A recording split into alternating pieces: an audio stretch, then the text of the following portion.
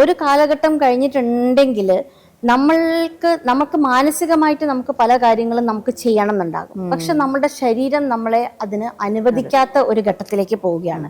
So അങ്ങനെ ആകുമ്പോഴത്തേക്ക് നമ്മൾ ഡിപ്രഷനിലേക്ക് പോകും. Obesity is very much connected to body shaming. അത് നമ്മുടെ സൊസൈറ്റിയിൽ നമ്മൾ ഇല്ല എന്നൊക്കെ എത്ര പറഞ്ഞാലും ഉള്ള ഒരു സംഭവമാണ്. മാം എങ്ങനെയാണ് അതിനൊന്ന് നോക്കി കാണുന്നത്? തീർച്ചയായിട്ടും ഒബീസിറ്റി കാരണം ബോഡി ഷേമിങ് അനുഭവിക്കുന്ന കുറെ ആൾക്കാരെ നമ്മൾ കണ്ടുവരുന്നുണ്ട്.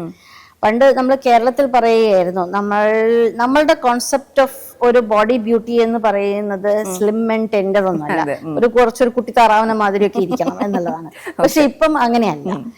പിന്നെ ഒബീസിറ്റിന്റെ കാര്യം പറയുമ്പോഴത്തേക്കും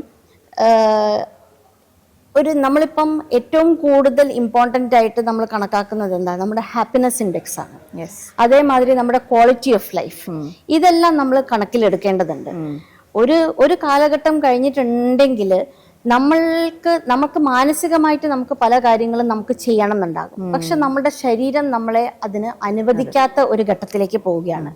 സോ അങ്ങനെ ആകുമ്പോഴത്തേക്ക് നമ്മൾ ഡിപ്രഷനിലേക്ക് പോകും. ഡിപ്രഷൻ ഇസ് അത് ഒരു വലിയൊരു സ്പെക്ട്രമാണ്. നമ്മൾ വിചാരിക്കുന്ന മാതിരിയല്ല. There are so many people who are suffering from depression because of obesity and the associated factors along with it.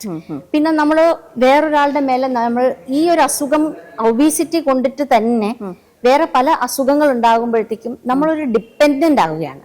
നമ്മളുടെ ഫാമിലിന്റെ മേലെ ഡിപ്പെൻഡന്റ് ആവുകയാണ്. നമ്മൾ സൊസൈറ്റിക്ക് നമ്മളൊരു ബാധ്യതയായിട്ട് മാറുകയാണ്. അത് തീർച്ചയായിട്ടും നമുക്ക് ആവശ്യമില്ല. മാത്രമല്ല, ലോഞ്ചിവിറ്റി എന്ന് പറയുമ്പോഴത്തേക്കും ചുമ്മാ കുറെ കാലം നമ്മൾ ജീവിച്ചിരുന്നിട്ട് കാര്യമില്ലല്ലോ. You should have a proper quality of ലൈഫോട് കൂടിയിട്ട് തന്നെ വേണം നമ്മൾ ജീവിക്കാനായിട്ട്.